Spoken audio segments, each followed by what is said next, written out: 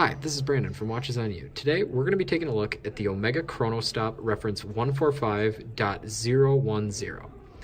Now first I'd like to remind you that we're filming this video here at JB Hudson Jewelers in Minneapolis, Minnesota, where this watch is available on sale pre-owned for $1,975, so $1,975. I'd also like to remind you we'll be leaving links in the description to JB Hudson's website, and specifically this watch on JB Hudson's website, as well as a link to our channel store where we list our favorite watches and watch accessories for sale. So definitely check that out, as it does help the channel if you make purchases on there. So now I'm going to start off with kind of the history of this watch. So the Omega Chronostop line was actually kind of a combination of a variety of case styles and dials, and it was made to kind of for drivers, and it was initially meant to be worn on the inside of the wrist while you're operating a steering wheel like so. But in order to do that, they actually, on some of the models, have a dial that is rotated 90 degrees so that the, I guess, 12 o'clock is at the 3 o'clock position of a normal watch. And that is a rather interesting feature for a watch to have, as you do not see that very often at all. And that makes these watches very collectible and very unique. And these watches are relatively affordable. I mean, remember, this is on sale for $1,975, and they're definitely increasing in value. I remember about 3 years ago, these were found, could easily be had for under $1,000. And now that is definitely not the case. This one actually, in my opinion, is a good deal. And I'm not being biased. We're not really compensated by JB Hudson in any way, so I think that this is a good deal, frankly, because it was serviced 1 month ago, so in October 2018, which is pretty important to have on a vintage watch such as this, because you never know what's going to go wrong. And those prices where I said that a few years ago they were found under $1,000, that was on eBay, and I would be very reluctant to buy something like this on eBay, considering it has a very unique complication that's most likely very difficult to service. So the fact that this has been serviced very recently definitely adds to its value.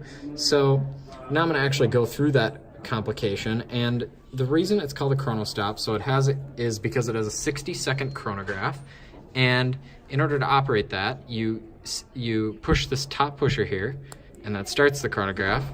And then in order to stop and reset, you push the pusher in, that stops the chronograph, and then releasing it resets it. So I'll demonstrate that again. So I start it with the push of the pusher, and I can remove my thumb from the pusher as I do that.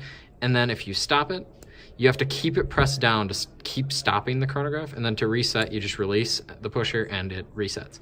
So that's a very unique complication that I have not seen on any other watch. I'm sure there are other watches with that, but frankly, none from major brands, and I think that makes this watch very, very collectible. So going over the case, so it's got a stainless steel case. It's 36 millimeters in diameter, which makes it a pretty wearable vintage watch compared with kind of modern watches. I mean, 36 millimeters, it's a little bit small by modern standards, but it's by no means as small as some other vintage Omegas, which are 33. I personally have a Seamaster that's 33 millimeters in diameter, and that definitely looks much smaller than this in person. But again, this is slightly small by modern standards. And going over the bracelet, so you kind of have this nice beads of rice style bracelet with a original Omega clasp. It's pressed metal, just kind of, it's very similar to a Rolex kind of Datejust bracelet with regards to the clasp, obviously not the mesh.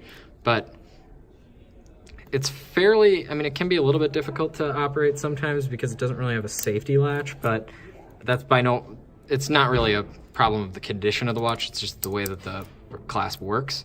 So now I'll try this watch on for a wrist shot.